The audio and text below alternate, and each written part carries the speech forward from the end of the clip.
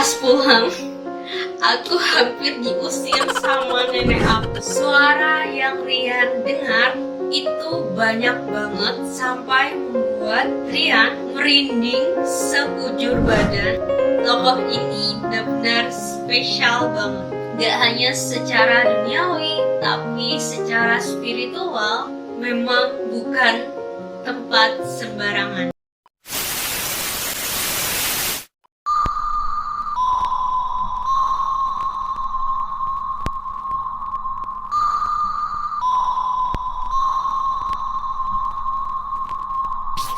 Hi Love Visible, it's me Ansa Trixie. Welcome back to my YouTube channel. How are you guys? Aku harap kalian semua dalam keadaan baik-baik saja ya. Gimana nih? Apa kalian sudah siap untuk melanjutkan petualangan bersama The Visible Series? Kejadian yang satu ini terjadi pada tahun 2013 di salah satu tempat yang gak hanya terkenal di Surabaya, tetapi se-Indonesia, bahkan juga dikenal oleh negara-negara lainnya. Kenapa? Karena ini menyangkut mengenai salah satu tokoh yang sangat berpengaruh, dan tempat ini dipercaya sudah ada sejak tahun 1400-an. Keren banget kan? Kalau aku sebut nama tempat ini, aku yakin kalian pasti akan langsung tahu dan berkata, "Ah ya, tempat itu." Coba tebak, tempat apa ya? Yang jelas, clue-nya adalah tokoh yang satu ini namanya itu tertera dalam buku sejarah. Waktu aku datang ke sini, aku datang bersama mendiang sahabatku, Rian dan juga Zev. Sedikit cerita ya mengenai persahabatanku terutama dengan Rian. Persahabatan kita itu istimewa dikarenakan faktanya mendiang juga memiliki bakat atau kemampuan spesial dalam melihat. Ini real ya, hal yang benar-benar aku tahu pasti, bukan yang kayak katanya atau yang ngaku-ngaku kayak gue juga bisa lihat kok. No, bukan yang kayak gitu. Berdasarkan pengalaman, apa yang aku dan Rian lihat biasanya itu sama atau enggak, setidaknya itu kita itu bisa saling konfirmasi, sefrekuensi lah ya. Dan mungkin karena itu pula lah yang menyebabkan kita berdua itu bisa jadi teman baik. Sayangnya Rian harus terpaksa tutup usia pada tahun 2014 dikarenakan oleh penyakit ganas, yaitu kanker. Dan pada saat itu, waktu kejadiannya itu hanya selang 2-3 bulan setelah kejadian aku koma dan mati suri. Rentang waktu kita sakit itu bisa dibilang bersamaan, sampai-sampai kita berdua itu bisa saling sharing perihal penanganan medis yang kita berdua dapatkan. Masa-masa itu jujur aja berat banget untuk aku, karena aku kehilangan sahabat baikku untuk kedua kalinya dalam kurun waktu 2 tahun setelah kehilangan Si pada tahun 2012. Ya, buat kalian yang gak tahu, Si sudah meninggal. Lagi-lagi aku terpaksa harus mengatakan kepada kalian, nanti ya aku bakal cerita kalau aku sudah siap. So next, ada begitu banyak pengalaman yang aku alami bersama Rian, tapi kali ini aku bakal fokus pada satu tempat aja. So jangan lupa untuk klik tombol notifikasi agar kalian bisa jadi orang pertama yang tahu kalau aku upload video baru. Gimana nih? Apa kalian sudah siap untuk lanjut ke ceritanya? Let's get started. Waktu aku, Rian, dan Zev datang ke tempat ini, niatnya itu aslinya pengen wisata kulineran. Ya, sambil jalan-jalan, cuci mata gitulah ya. Sedikit info biar nggak terlalu tegang-tegang banget. Waktu itu aku diajak makan nasi kebuli kambing. Enak sih, tapi yang paling istimewa menurut aku jatuh cinta banget sama roti Mariam, kalau nggak salah ya.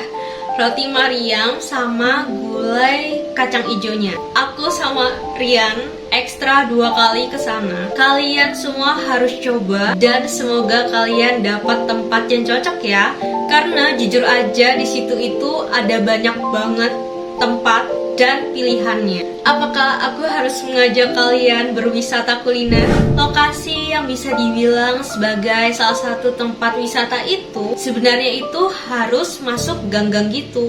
Vibes-nya itu ala-ala Timur Tengah. Pengalaman pertamaku banget sih. Kalau kalian mau wisata religi Islam atau ala-ala Timur Tengah di Surabaya, kalian pasti bakal ke tempat ini. Tahu kan tempat apa? Aku biarkan kalian nebak-nebak ya. Aku, Rian, dan Zev waktu itu kan keliling ke sana kemari. Sampai akhirnya kita itu ngelewatin bagian utama atau inti dari tempat tersebut. Pas lewat, aku dan Rian itu sudah saling pandang dan merasakan sesuatu yang berbeda. Rian tanyalah, ngerasa sesuatu nggak? Aku jawab, ya, ada sesuatu di dalam situ. Menurut kamu apa, Sah? Aku bilang, mungkin semacam penjagaan. Mungkin di situ ada sekelompok penjaga, dalam tanda kutip ya. Berceritalah Rian. Dia bilang, ya, waktu pertama kali aku datang ke tempat ini, aku juga merasakan hal yang sama. Oke. Dari situ kita kayak bisa konfirmasi bahwa apa yang aku rasakan dan Rian rasakan itu kurang lebih sama ya. Setelah keliling, akhirnya aku memutuskan untuk berhenti di salah satu toko dan bertemu dengan salah satu mbak yang jual jasa bikin kayak semacam temporary tattoo versi halal. Mudahnya itu semacam lukisan atau gambar yang berfungsi atau berguna untuk mempercantik bagian tangan misalnya. Aku nggak tahu kalau misalnya mungkin ada di bagian lain ya. Kalau nggak salah namanya itu henna. Sorry nih kalau misalnya aku pengucapannya salah-salah ya, harap maklum. Nah pas lihat itu aku kan tertarik banget ya, soalnya menurut aku itu unik. Dan sepengetahuan aku itu merupakan salah satu tradisi dari Timur Tengah. Dan ternyata ketika selesai, hasilnya itu penuh banget di kedua tangan aku. Bagian paling lucunya adalah pas pulang aku hampir diusir sama nenek aku karena beliau merasa shock banget. Beliau pikir aku tuh bikin tattoo permanen. Hahaha. Nah, waktu hampir menjelang maghrib dan dua temenku ini kan mau sembahyang. Jadi aku menunggulah di tempat itu sambil menunggu henna mengering karena ternyata cukup memakan waktu lama. Kata dua temenku ini, karena takut nanti masjidnya rame, so mereka memutuskan untuk mengantri lebih awal. Jadi posisinya itu sebelum azan ya. Kebetulan dari posisi tempat dudukku itu, aku tuh bisa melihat tempat mengantri jalan masuk masjid itu. Jadi itu semacam masjid yang juga ada tempat ziarahnya gitu lah ya. Sorry sekali lagi, maaf kalau aku salah dalam pengucapan. Ketika teman-temanku ini udah pergi, aku kan menunggu sambil terus melihat ke arah sana. Tahu nggak kalian, kayak anak yang takut hilang gitu, takut nggak bisa pulang loh. Seperti yang kalian tahu, Ai itu buta jalan. Tiba-tiba di bagian tempat mengantri ada beberapa sosok yang turut hadir ikut mengantri. Kayak set kayak gitu, bermunculan satu persatu, entah datang dari mana. Semuanya itu mengenakan pakaian berserban berwarna serba putih dan menenteng tasbih. Posisi tubuh mereka itu kayak sedikit melayang di atas tanah. Bagian kakinya itu nggak kelihatan jelas. Oh ya, ada juga semacam kain yang disampirkan di bagian tangan.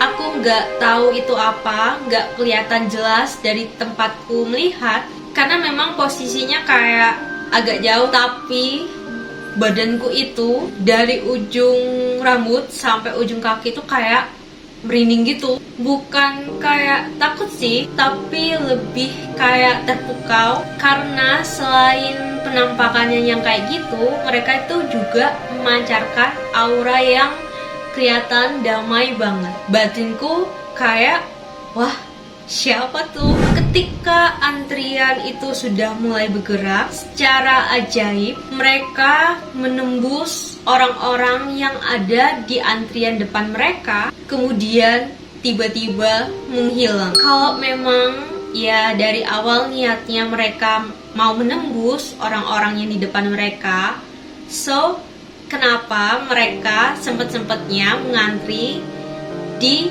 antrian itu? Tapi setelah aku pikir-pikir, kalau nggak gitu, mungkin aku juga nggak ngeh ya, atau menyadari keberadaan mereka. Terus, apakah begitu aja? Lalu, di mana bagian istimewanya? Kalian ingat kan, di tempat itu, nggak hanya aku aja yang bisa melihat dalam tanda petik, tapi Rian juga ada di sana. Ketika selesai sembahyang, Rian datang ke aku sama Zev.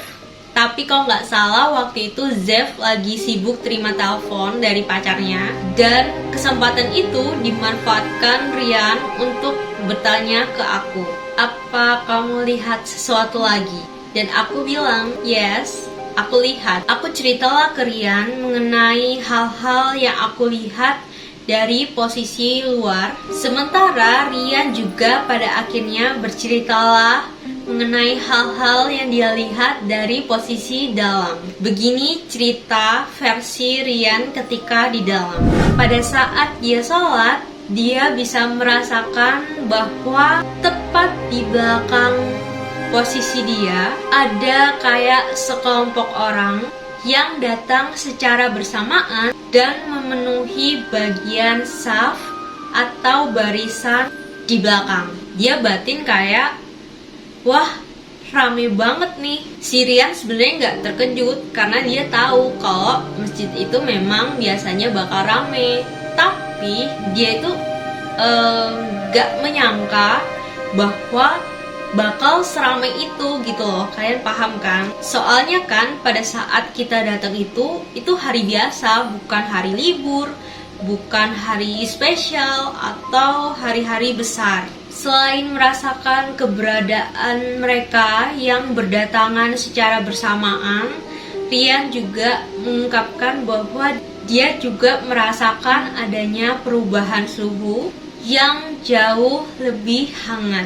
Dan ketika sholatnya sudah selesai, itu kan sholatnya berjamaah ya. Saking penasarannya, Rian itu langsung melihat ke arah belakang. Nah, pas dia tengok, terkejutlah dia. Dia batin kayak, aku yakin banget deh, tadi itu ada banyak orang yang berdatangan dan memenuhi saf atau barisan bagian belakang. Tapi nyatanya orang-orang yang ada di belakang itu gak serame yang dia pikir.